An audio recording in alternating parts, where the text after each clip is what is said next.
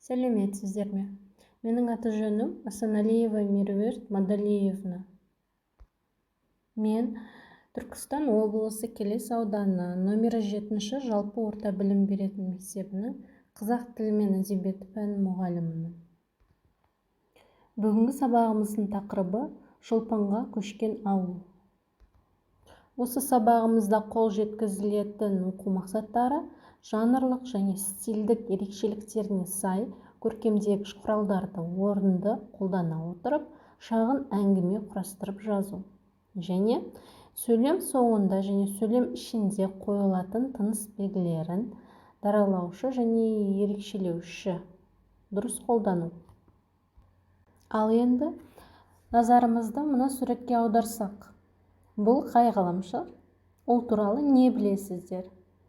Және ғаламшарды сипаттап беріңіздер. Бұл ғаламшардың атауы Шолпан. Бүгін біз жазушы Жүніс Сахиевтің Шолпанға көшкен ауыл шығармасына тоқталатын боламыз. Белгілі жазушы Жүніс Сахиевтің авторлық Кеңістік көшпенділері ғылыми болашақ романдарының 7-шісі Шолпанға көшкен ауыл ғылыми болашақ романының дүние әлемінің көзі, жарық сәулесінің терең сырын игерген қазақ ғалымдарының жердің ең көрікті, ең табиғи ортасы, ауылды ғаламат жарық жұтқыш дене арқылы Шолпан ғаламшарына көшіп, қоныстандырғаны жайындағы ғылыми негізді, тартымды, қызықты, шым-шытырық оқиғалармен суреттейді. Ал енді оқулығымызда берілген осы романның үзіндісіне тоқтала кетейік. Есмұхан шектеулі табиғаттағы тіршілікті біраз қызықтаған соң, Шадыманның хал-жағдайын білмек болып, оған видео-телефон соқпақ ойға келеді де, кенеттен ол ойынан айниды. Саусағының астындағы түймені баспастан қайта тартып алады. Содан соң әдетінше айнаға тағы бір қарап алып, асханаға тартты. Таудың астындағы киіз үй пішінде жасалған үлкен ортаның ішкі жағына соғылған осы ғарышкерлер үйінің пішіні де қызық еді. Мұнда бәрі бар. Бір жағынан қараған адам үлкен киіз үйдің ішіне тігілген үй көргендей болар еді. Алайда жердегі киіз үйден айырмасы көп.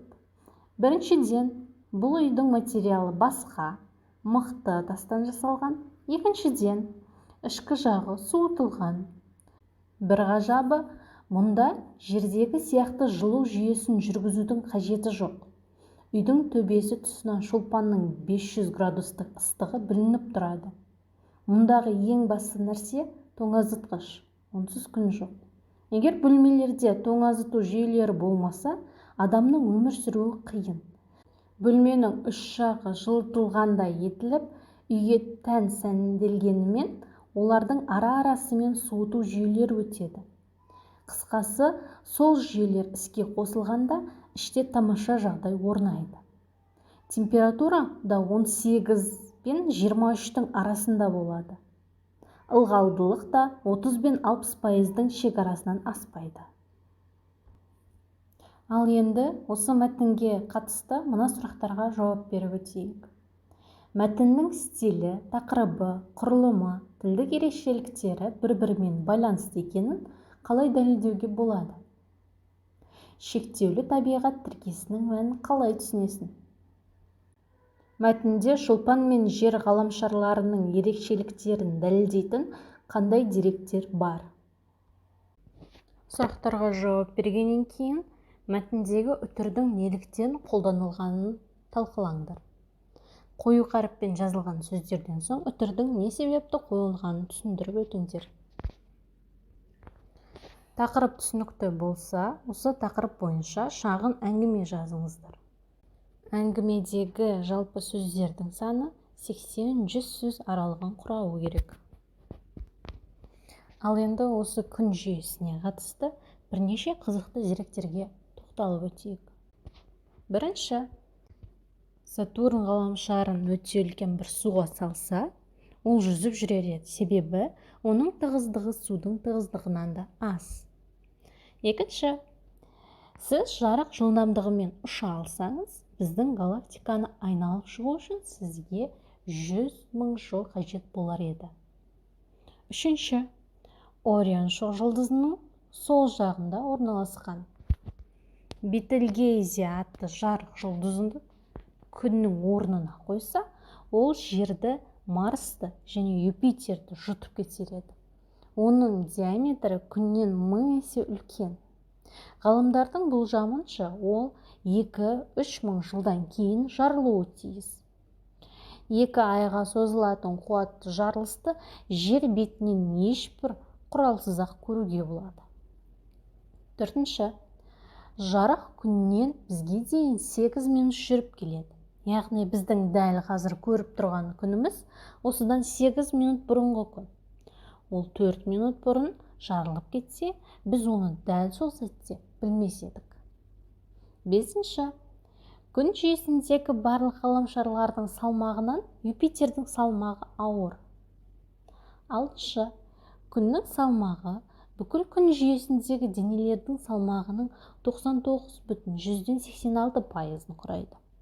Қалған 0,14% ғаламшарлар мен астероидтарға тиесілі екен. Деректерді білген өзімізге артықтық етпейді. Ал енді осы деректерге қатысты деңгейлік тапсырма орындайық. Бірінші деңгей, артық болмас білгеннің айдарында берілген сөйлемдердегі үтірдің қойылу себебін түсіндіріп өтіңдер. Екінші деңгей, артық болмас білгенің айдарымен берілген сөйлемдерді оқылым мәтінімен салыстырып, айырмашылығын тек кестесіне түсіріңдер.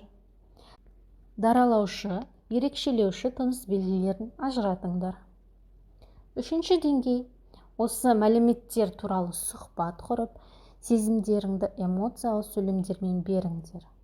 Сұхбатты жазып, тыныс белгілерінің қойылу себебін түсіндіріп өтіңдер. Егер сендерге бүгінгі сабағымыз ұнаса, түсінікті болса, немесе қандай да бір сұрақтар туындаса, кері байланыс жасап өтейік. Кері байланысқа мен 5 саусақ әдісін таңдап алдым. Балалар, параққа алақандарыңды қойып, оның жиегін қаламмен айналдырып өтіңдер. Осыдан соң сабақ туралы мынандай сұрақтарға жауап беріп, салған саусақтарыңға жазасыңдар. Бас бармаққа басты мәселе. Бүгінгі сабақта саған не ұнады? Екінші, балалы үйрекке ұсыныс. Келесі сабақтың өтуіне қандай ұсыныс айтар еді? Үшінші, ортан терек, ойлану. Мен бүгін қандай білім мен тәжірибе алдым? Төртінші, шылдыр шүмек, шынайылық. Сабақта саған не қиын болды? Бесінші, кішкентай бөбек. Көңіл күйіңді тұрақты сөз тіркесімен білдір. Сабағымызды қорытындылай өтсек.